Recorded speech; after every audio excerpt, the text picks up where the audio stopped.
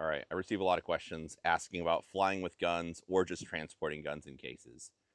I'm a little bit artistic about such things, and I've changed my opinions a few times over the years. But for the last maybe year or so, I've settled in on a set of cases for rifle and pistol that pretty much go everywhere that I go. So just kind of give you the breakthrough of how I set them up and the thought process behind it.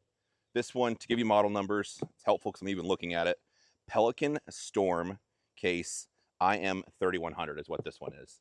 So I chose this one specifically because normally I just drive a four-door sedan, and if I travel somewhere and I'm going to get a rental car, it'll be something small normally. I always pick the cost-effective route, so it'll be a Corolla, a Mazda 3, a Kia, whatever.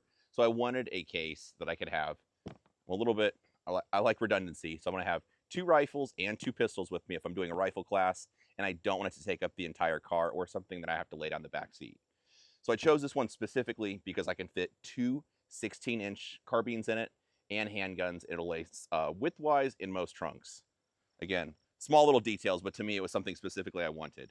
So one minor thing, not to get deep in the TSA thing, this case has 4 locks on it. TSA will want padlocks on all of them. 4 like latches in the front, then 2 on the side. Open this bad boy up, and the way it came originally from Pelican just had layers of foam. So foam layer, like a void in the middle to put whatever guns you want, another foam layer, and then the top. My friend Drew Estel, Bear Solutions, showed me this foam insert. It's made by Gun Forms. I'll put a link in the comments, but it's Forms with a Z at the end. The guy's a retired SF guy, but I like the product a lot. So what it did was you could pick out what pre-cut pre-foam you want to put in the very bottom layer, and then you select which pre-foam option you want based on what you want to bring. So like I said, I wanted to have this around 2 rifles and 2 handguns.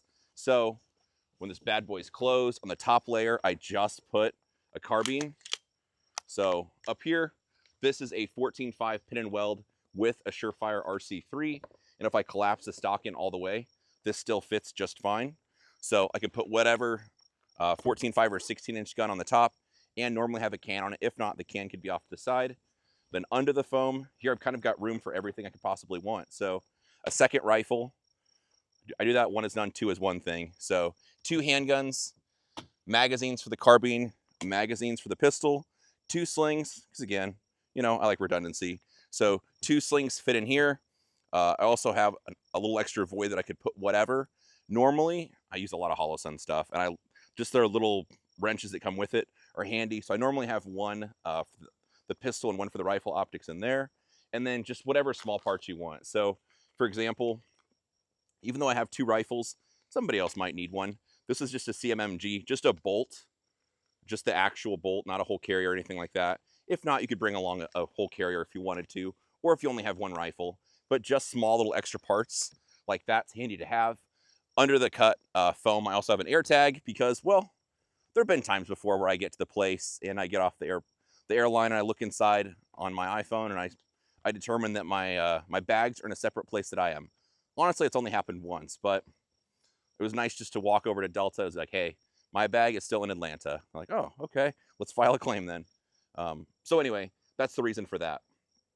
As far as when the foam came from them or this insert, it kind of comes in separate pieces. So you have a bottom layer, the actual foam, and then they have you put like an adhesive to smash them together and make them stick. So before I did that, I opened up some of the compartments just a little bit. For example, with the rifle, this way I could put a magnifier on it if I want to, or if I'm going to use an LPVO, it'd go on the top level. So a little bit of modularity, but this setup's been really good for me. No issues with TSA at all, or if I'm just putting it in the trunk of my car. But I like the size and the fact that I could have 2 14.5 or 16-inch guns with me. So if it's going to be a rifle pistol class, or I need rifles and pistols, this is the setup I take with me. For handguns, it's a little bit simpler. Another Pelican case. This one's a Storm IM 2100 for people that want to like find it online. 2 spots for padlocks. Again, if you have 2 spots, TSA is going to make you put locks on both. Same like latches, just push in, lift up, and that's it. So with this, I can fit 4 handguns in it. So normally it'll have 4 handguns or I'm sorry, 2 handguns on the top level, 2 handguns on the bottom level if I want to.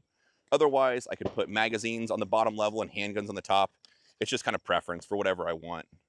But this is a pretty efficient way for taking guns or traveling with guns, depending on what's going on. If I need to have guns with me for somebody to borrow, or if I just want to have extras because, like I said, guns break sometimes. So the same thing. This with 2 guns on the top, then 2 guns on the bottom down or on the bottom level, plenty of room. Otherwise, if I'm flying, sometimes I'll have 3 guns, or I'll put 2 guns on the top, a row of magazines at the bottom, whatever you want. And the same deal, this one has an air tag under the foam in the bottom of it also.